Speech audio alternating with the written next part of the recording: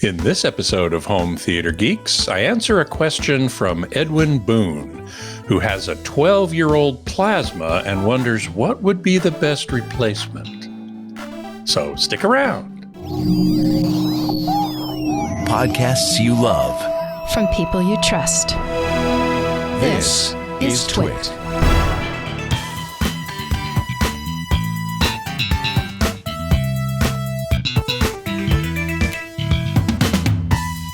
Hey there, Scott Wilkinson here, the Home Theater Geek. In this episode, I answer a question from Edwin Boone, who writes, I've got a 60-inch Panasonic Viera Plasma TV that's now 12 years old. It's running great. I keep it out of the sun through the windows. In fact, I usually only use it after sunset, and I turn it off completely after use. I have blown fresh air from a leaf blower to the vent areas a couple of times, and so far, no bad side effects have appeared. I worry about the TV's electronics. They're old, but no failures yet. I'm very happy with the plasma, but it can't go on forever. Any advice about which models might be comparable these days? Well, Edwin, I've got plenty of advice. The Panasonic plasma TVs were great, second only to the Pioneer Kuro plasmas, which I had for many years. But the Panasonics were also great. And if you're happy with the TV's performance, I'd use it as long as it works. No reason not to. Well, there might be, which I'll get to in a minute. And you're doing all the right things, keeping it out of direct sun, turning it off when it's not in use. I would say also don't pause content for long periods of time unless your source has a screensaver that kicks in after a little while. Because still images on a plasma can lead to image retention, which is temporary, which would be sort of outlines of still images that were on the screen for a long time. Or burn-in, which is the same thing, only it's permanent. Plasmas were particularly susceptible to this, so I would recommend not doing that. Also, if you watch a lot of news programs with tickers along the bottom, or if you watch a particular channel for a long period of time that has what's called a bug in one corner that identifies the channel that you're watching, these can also cause image retention or burn-in. Also, if you play video games, I was just at my nephew's house yesterday and was doing some video games with him, and there's a big old scoreboard in the lower corner of the screen, and it just stays there. And if you did that for many hours or days at a time, that would definitely cause image retention or burn-in. Now, there's two things that your Panasonic plasma can't do: 4K or UHD resolution and high dynamic range or HDR. Of those two, HDR is far more important, in my opinion. There's quite a bit of 4K UHD content out there now, and your plasma can't take full advantage of it. But it also can't take full advantage of high dynamic range, which is really important. It really improves the picture tremendously. In fact, it has a lot more obvious improvement in picture quality. So this is a strong argument for upgrading your TV sooner than later. As you know, plasma TVs aren't made anymore. They ended quite some time ago now. It was my favorite TV technology of the time, but times have moved on. The most comparable TV technology today is OLED, which I prefer over the other primary television technology, which is LED backlit LCD, which is called LED TV for short. Now, LED TVs are often brighter than OLEDs. But OLED can achieve essentially perfect blacks, which LEDs generally cannot.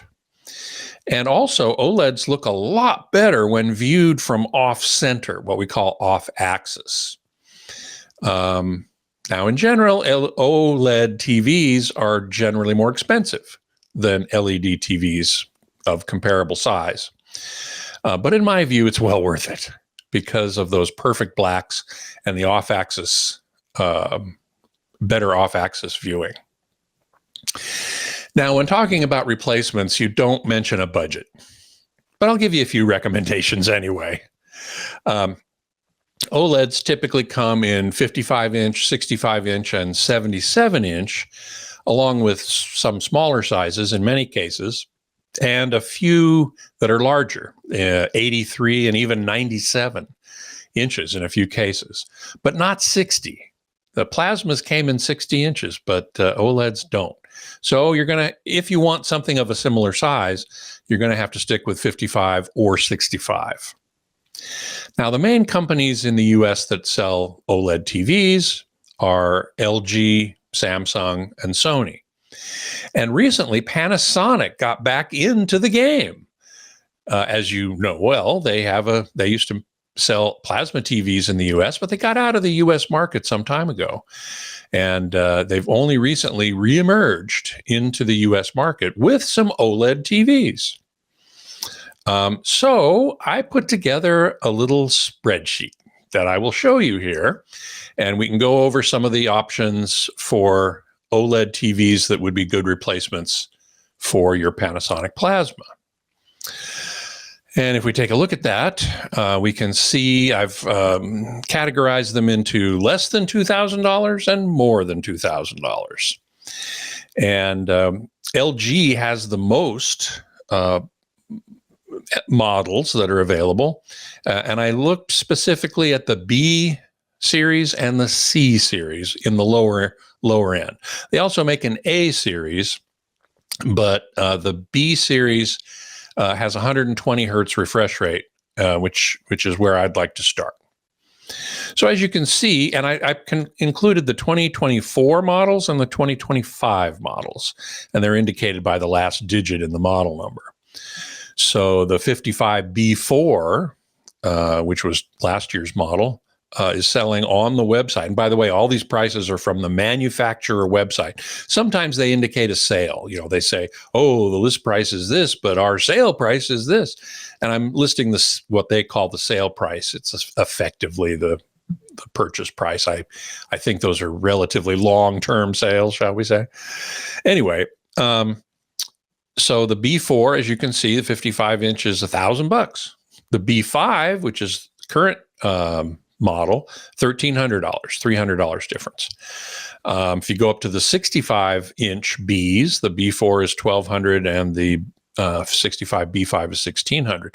Interestingly, take a look at the Cs in the LG line.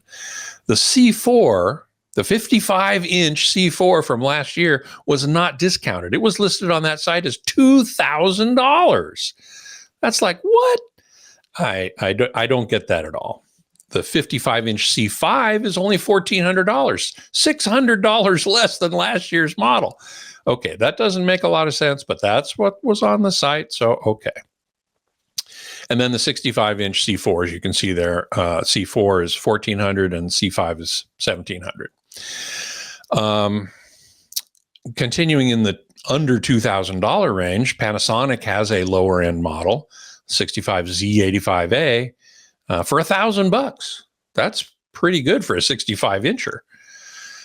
Samsung has three models under $2,000, which you can see there. And those are all QD OLED. The LGs are all what are called WOLED, which means conventional OLED, a red, green, and blue subpixel and a white subpixel, hence the name WOLED. The Panasonic Z85A is the same. The Samsung models are what are called QD OLED or quantum dot OLED. And that's a better technology, no question about it, because it uses quantum dots, doesn't have that white subpixel, so it maintains color saturation at higher brightness levels. And they have three models here. The 55 inch S85F, the 55-inch S90F, and the 65-inch S85. The S90F does have a 65-inch version, but it's actually over $2,000. So I put it in the next category. And you can see the prices there. Sony has two OLEDs under $2,000 called the Bravia 8, the 55 and 65, also WOLED, conventional OLED. And you can see they're just a little bit more expensive than the Samsungs, which we have come to expect from Sony. Just a little bit more expensive, but in my opinion, worth the extra $100 because they generally have better processing. Samsung processing is no slouch, don't get me wrong. But I will say this, the reason I normally don't recommend Samsung TVs is not because they're not good TVs, they are good TVs, but they don't support Dolby Vision high dynamic range. Samsung has chosen as a company to not support Dolby Vision in any of its TVs. And I think Dolby Vision, first of all, it's common, it's used a lot, and it's a really good HDR format. So I want a TV that supports it. So that's why I generally don't recommend Samsung. So that's under $2,000. If you have the budget to go over $2,000, you've got some options as well, and they will generally be higher quality. And by the way, I will say this, when you go from one model line up to the next, say, for example, from LG B to C, you're going to get more brightness and better processing. That's the primary difference. They're all going to be 4K. They're all going to be HDR capable. Samsungs won't support Dolby Vision, but they do support other HDR formats. So that's basically what you're getting when you go from one product line to the next. So over $2,000, we have the LGs again, the G4 and the G5 from 2024 and 2025, and you can see the prices there. 65, and again, the 65-inch G4, last year's model, is way more expensive than this year's 65-inch G5. So weird. I don't get that. The Panasonic Z95A only comes in a 65-inch. The 85A only comes in a 65-inch as well, as far as I could tell. And that's $3,200. That's very expensive. Very expensive. Samsung has some QD OLEDs that are over $2,000, but under $3,000. Well, the 65-inch S95F is $3,300, so that's pretty expensive. And then the Sonys. The last year's A95L is the TV I actually have in my theater, and I love it. I think it is a beautiful TV. And you can get the 55-incher for $2,000. This year's QD OLED is the Bravia 8 Mark II. And it also comes in 55 and 65-inch versions. And you can see there, they're quite a bit more expensive than the A95L. So what I recommend, the models I recommend are in green in this spreadsheet. And so you can see I recommend for the lower end, the LG C5 and 65-inch C4, or the Sony Bravia 8. Both of those are really, really good. And these are all good. OLEDs generally are exceptionally good. Let me not miss that fact. They're just a much better technology, in my opinion, than any LCD-based TV. But those LGs and the Sonys are my favorites in the under 2,000 category. In the over 2,000 category, I would still recommend, I would mostly recommend the Sonys, either the A95L or the Bravia 8 Mark II. Those are all QD OLEDs as well. And QD OLED is my favorite currently available TV technology. So If you're going to replace the TV, depending on your budget, I would get one of those. It's the closest thing you're going to get to plasma, and it's going to look great, really great. As long as you choose cinema mode, picture mode, or movie picture mode, or filmmaker mode, one of those modes that gets it close to being calibrated. And Sony goes a long way toward calibrating their sets on the assembly line.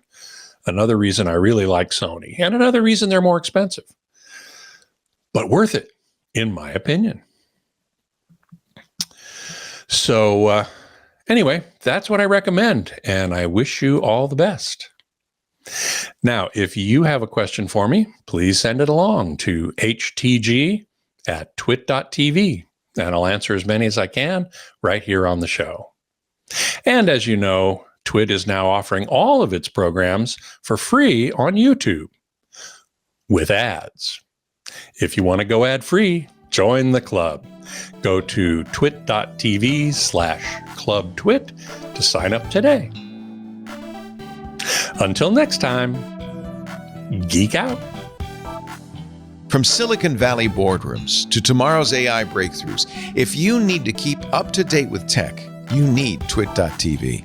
At TWiT, we are tech experts who understand what's happening and can keep you in the loop. And we do it in a thoughtful, informed, and fun way. Start your Sundays with This Week in Tech, a roundtable of tech journalists and people in the know with a rundown of the week's most important tech news. But that's not all. All week long, you can stay ahead of security threats with Steve Gibson and Security Now. Keep up on all things Apple with MacBreak Weekly.